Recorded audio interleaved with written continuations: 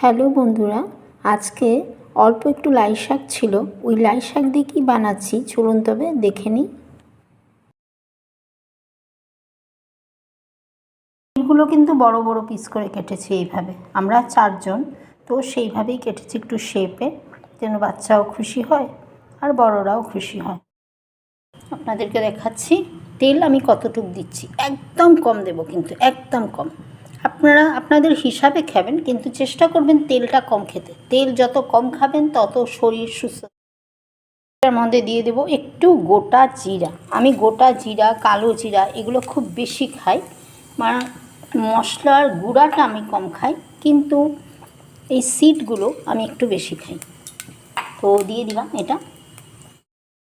এক হাত দিয়ে আমি ভিডিও ক্যামেরাটা ধরেছি, তাই আমাকে পোজ করে করে করতে হচ্ছে। তো এখানে আমি লাল শাকগুলো দিয়ে দিয়েছি, করব একটু থেতো করে এই কড়াইটার মধ্যে দিয়ে দেবো। থেতো করে নিয়েছি, এবার থেতোটা এই যে হাত দিয়ে নিয়ে নিলাম, নিয়ে আমি এই কড়াইতে এখানটায় দিয়ে দিচ্ছি। সাথে দিয়ে দিচ্ছি একটু গাজর। এই টমেটোটা আমি হাত দিয়ে চটকিয়ে দিচ্ছি এইভাবে। আপনারা ইচ্ছা করলে আপনারা চটকিয়ে দিতে পারেন, বা কিছু যের করে ইচ্ছা, আমি হাত দিয়ে চটকিয়ে দিচ্ছি। দিয়ে দেবো এই নামমাত্র লবণ। লবণটা একটু, আজকালকার লবণগুলো তো হাজার লবণ দিলেও মানে লবণটা হয় না, তার জন্য লবণটা একটু বেশি। এখন কি দিচ্ছি দেখুন তো, এটা একটা চিড়া, মেশিনের চিড়া কিন্তু, হ্যাঁ একদম পাতলা, জলের সাথে মিশালে পুরোভাবে গলে নাই হয়ে যায়। তো এটা আমি একটু দিয়ে দিচ্ছি, গ্রেভি করবে এটাকে, এই তরকারিটাকে গ্রেভি করে দেবে, মানে একটু ঘন হয়ে যাবে। আমি ভাজিটা খুব কম করি, তো আমি কাঁচা দেওয়ারই চেষ্টা করি। কিন্তু সব পনিরগুলোতে লবণ মাখা, পুরো লবণ মাখা। এবার ভালো করে কিন্তু একটু সাঁতলিয়ে নিয়েছি, মানে সাঁতলানো মানে একটু ভাজা ভাজা। তেল তো একদমই কম দিয়ে রাখি যেহেতু।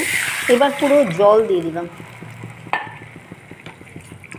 এখানটা পুরো জল দিয়ে দিলাম। হলুদ দেব না, হলুদ দিলে এই হলুদ রং, এই টমেটোর রং, গাজরের রংটা দেখা যাবে না, তার জন্য কি করব, হলুদটা দেব না, সাথে জিরাও কিন্তু দেব না। এই যে জাল পড়ে গেছে দেখতেই পাচ্ছেন। এবার এই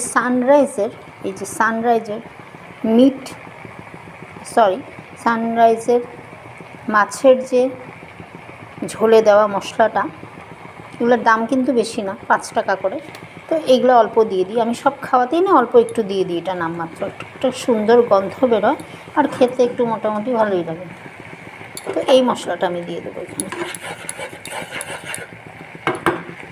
যারা চিনি খান তারা চিনি অ্যাড করতে পারেন।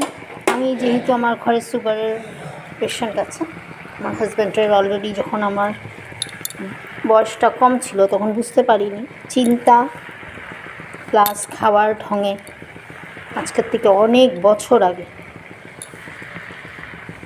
সুগার হয়ে গেছে, কমেও 20 বছর আগে। তো ওইটা তো আর কমাতে পারবো না, কিন্তু কন্ট্রোল তো রাখতে পারবো। তো এইটা মিক্সড করে দিলাম, দেখতে পাচ্ছেন এটা ঘন হয়ে এসছে, যেহেতু এই পাতলা চিড়াটা দিয়েছি। আর এটাও ভাজিনি। এখন কোয়েশ্চেন আসলো, কাঁচা লঙ্কা তো উনি দিল না, কই দিল কাঁচা লঙ্কা? এই কাঁচা লঙ্কাগুলো কুচি করে এখানে দিয়ে দেবো, যার যেটা লাগবে টিপে টিপে খেয়ে নেবে। আমি বানাই এরকমই আমার হেলদি ফুড। কীরকম লাগলো জানাবে। আমার পনিরের তরকারি হয়ে গেল। চায়ের চামচে